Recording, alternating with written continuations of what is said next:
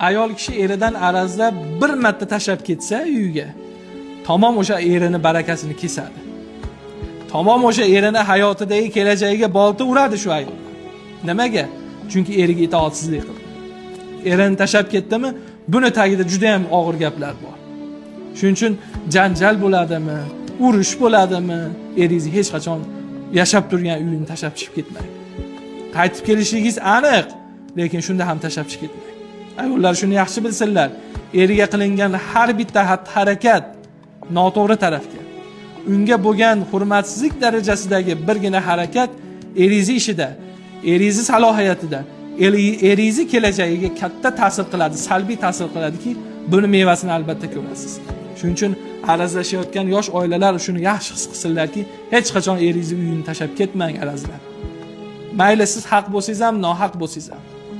Mana shuni ayollar odat qilingki, nima bo'lgan taqdirda ham eringiz ostonasini xatlab, bir marta bo'lsa ham ko'chaga chiqmang. Ayol kishi eridan arazlab bir marta tashlab ketsa uyiga, tamom o'sha erini barakasini kesadi. Tamom o'sha erini hayotidagi kelajagiga bolta uradi shu ayol. Nimaga?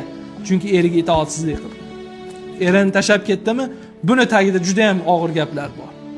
Shuning uchun janjal bo'ladimi, urush bo'ladimi, eringizni hech qachon yashab turgan uyini tashlab chiqib ketmang.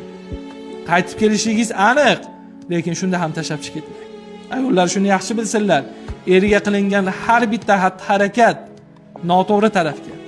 Unga bo'lgan hurmatsizlik darajasidagi birgina harakat eringiz ishida, eringiz salohiyatida, eringiz kelajagiga katta ta'sir qiladi, salbiy ta'sir qiladiki, buni mevasini albatta ko'rasiz. Shuning uchun arazlashayotgan yosh oilalar shuni yaxshi his qilsinlarki, hech qachon eringiz uyini tashlab ketmang arazlar. Mayli siz haq bo'lsangiz ham, nohaq bo'lsangiz ham. Mana shuni ayollar odat qilingki, nima bo'lgan taqdirda ham eringiz ostonasini xatlab, bir marta bo'lsa ham ko'chaga chiqmang.